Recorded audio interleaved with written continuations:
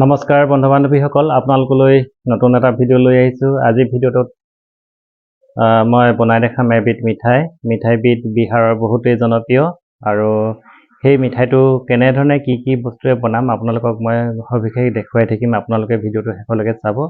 এই মিঠাইটোৰ নাম হৈছে পেঠা, আৰু এই পেঠা বিহাৰত বহুত জনপ্ৰিয়, আৰু এইটো সময় কম লাগে যদিও অলপ ষ্টেপ বাই কৰিব লাগে। কেনেধৰণে কি ধৰণে কৰা হয় মই আপোনালোকক দেখুৱাম। মানে আপুনি খুব কম খৰচত আপুনি বনাব পাৰিব। কি লাগে তাক মই প্ৰথমটো প্ৰয়োজনীয় বস্তুটো মই দেখুৱাই লৈছোঁ।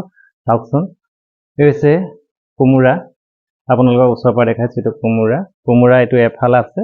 এফাল আমি কালি ৰাতি মানে ভাজি বনাই খালোঁ, আৰু বাকী থকাডোখৰ এনেই পেলনি যোৱাতকৈ মই সেই মিঠাইটো আপোনালোকক বনাই দেখাওঁ বুলি ভাবিলোঁ।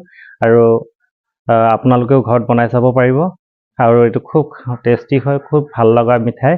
কেনেধৰণে কোমোৰাৰ পৰা এটা মিঠাই হ'ব আপোনালোকে চাই থাকিব। ইয়াৰ লগত কি লাগে আপোনালোকে ভিডিঅ'টো চালে গোটেইখিনি গম পাব। কেনেধৰণে বনাম তাকো চাই থাকিব। ভিডিঅ'ত চাই কেনেকুৱা পায় কমেণ্ট কৰি জনাবলৈ নাপাহৰিব। ভাল পালে লাইক এটা কৰিব, শ্বেয়াৰ কৰিব।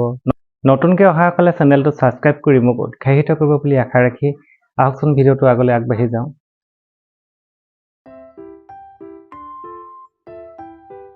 প্ৰথমে এনেধৰণে ৰিং কৰি কাটি ল'ব, আৰু আপোনালোকে ইচ্ছা কৰিলে ইয়াক দীঘলকৈও কাটিব পাৰে। এনেধৰণে কাটি গোটেই পিচটো মই আপোনালোকক কাটি দেখাইছোঁ। এই মিঠাইবিধ অসমৰ বাহিৰত বহুতেই জনপ্ৰিয়। আগ্ৰা, বিহাৰ, উৰিষ্যা ইত্যাদিবোৰ জেগাত এই ৰাজ্যত এইবোৰ মিঠাই খুবেই প্ৰচলন আছে। বাকলিখিনি এনেধৰণে পেলাই ল'ব, আৰু গুটি অংশ এনেকৈ কাটি ল'ব, যাতে কোমল অংশ বাচি নাযায়, তাৰ বাবে লক্ষ্য ৰাখিব।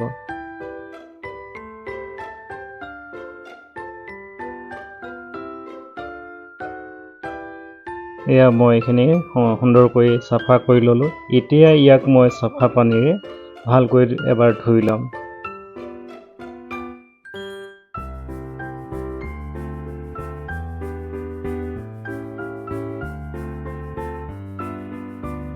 সৰহকৈ পানী দি ভালদৰে ধুই ল'ম গোটাকে। ইয়াৰ পিছত আৰু প্ৰচেছ আছে, আপোনালোকে ভিডিঅ'টো চাই থাকক, কণ্টিনিউ কৰক ভিডিঅ'টো। এইবাৰ মই এখন কাটা চামুচ লৈছোঁ। এইখন আৰু এবিধ পায়, সেইটো বেছি ভাল। এইখন তথাপিতো দেখুৱাইছোঁ আপোনালোকক, মোৰ ওচৰত নাই কাৰণে। এনেধৰণে খুচি বাট কৰি ল'ব। তেতিয়া ইয়াত চেনি ব্যৱহাৰ কৰিম, যেতিয়া ইয়াত চেনিবোৰ সোমাবলৈ সুবিধা হ'ব। এনেকৈ ফুটা কৰাৰ পিছত আমি আকৌ ইয়াক সৰুকৈ পিচ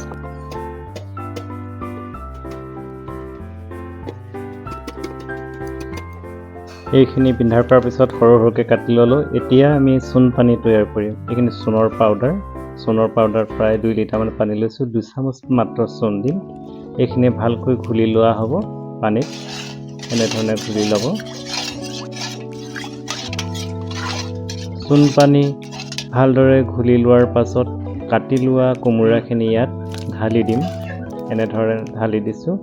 ইয়াক ভালধৰণে ডুবাই মেলি প্ৰায় 8 ঘণ্টা 10 ঘণ্টাৰ কাৰণে মই ইয়াক ঢাকি পিনি থৈ দিম। ইতিমধ্যে 10 ঘণ্টা হৈ গৈছে। 10 ঘণ্টাৰ পিছত মই এইখিনি এনেকৈ টুকি লৈছোঁ। টুকি পৰিষ্কাৰ পানী ইয়াক ধোৱা হ'ব। পৰিষ্কাৰ পানীৰে 2-3 বাৰ ধোৱাৰ পাছত ইয়াৰ চূণটো, যেতিয়া চূণৰ পানীটো শেষ হৈ যাব, তেতিয়া মই ইয়াক বইল কৰিম।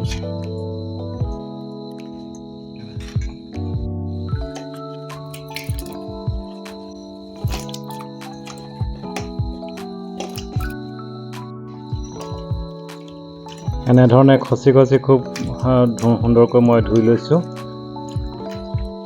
আপোনালোকেও যদি বনায় তেতিয়াহ'লে খুব গুৰুত্ব দিব এই কোমোৰাখিনি ধুই লোৱাত।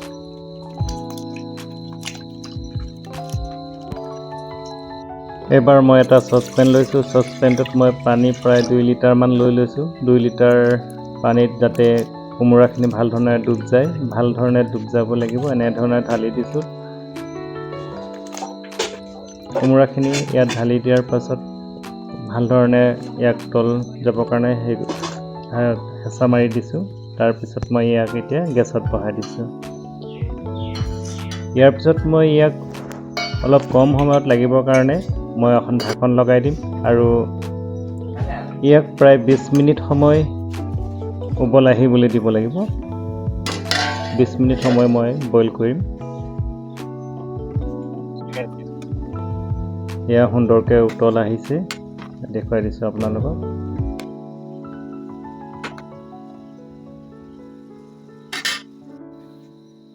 ইতিমধ্যে 20 মিনিট বইল কৰাৰ পিছত মই এইখিনি ঠাণ্ডা হ'বৰ কাৰণে এটা খৰাহীত মই উলিয়াই ল'ম।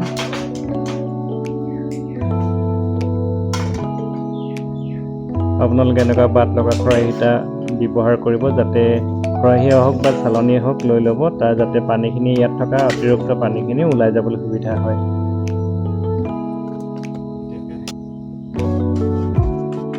এয়া চাওক, মোৰ টুকি লোৱা হ'ল, কোমোৰাখিনি টুকি ল'লোঁ। এতিয়া একেটা বাচনতে মই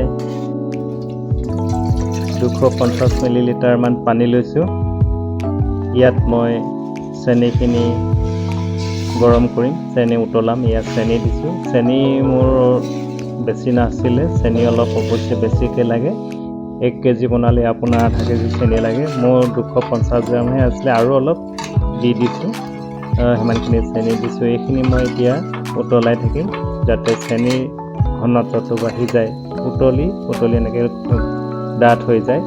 এনেকৈ দাঙি চাব, কচুলিখনে দাঙি চাব। যেতিয়া অলপ এনেকৈ টোপ আঠা হ'ব, তেতিয়া আপোনালোকে তাত কোমোৰাখিনি যিখিনি আমি বইল কৰি লৈছিলোঁ সেইখিনি আপোনালোকে এনেধৰণে ঢালি দিব। এইখিনি ঢালি দিছোঁ। ঢালি দিয়াৰ পাছত মই এইখিনি লৰাই থাকিম যাতে কোমোৰাত থকা পানীখিনি শুকায় আৰু চেনিখিনি কোমোৰাৰ ভিতৰলৈ সোমাই যায়। কোমোৰাত যাতে চেনিখিনি ভিজি পৰে, তাৰ বাবে মই লৰাই থাকিম মাজে মাজে। গেছৰ ফ্লেভাৰটো কিন্তু বঢ়াই থ'ব লাগিব, কিয়নো কোমোৰাত পানী থাকে। সেই পানীখিনি যাতে উৰি যায় আৰু চেনিখিনি কোমোৰাত প্ৰৱেশ কৰে। এয়া মই প্ৰায় হৈ গৈছে। ইয়াৰ আকৌ যিখিনি কোমোৰাৰ পৰা পানী ওলাইছে সেইখিনি গৈ এতিয়া অলপ আঠা হৈছে। এইখিনি মই আঠাৰ হোৱাৰ পাছত এনেকৈ চেনিখিনি হেৰি কৰাৰ পিছত মই গেছটো বন্ধ কৰি দিম। তাৰপিছত অলপ সময় ঠাণ্ডা হ'বলৈ দি এনেধৰণে মই আকৌ 12 ঘণ্টাৰ কাৰণে ৰাখি থৈ দিম।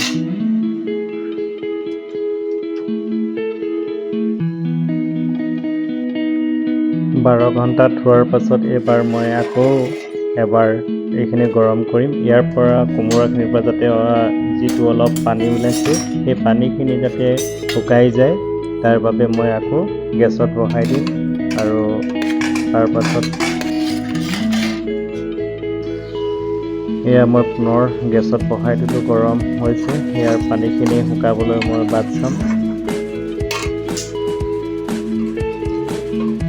প্ৰায় ইয়াৰ কোমোৰাৰ পৰা যিখিনি পানী ওলাইছে সেই পানীখিনি প্ৰায় শুকাইছে।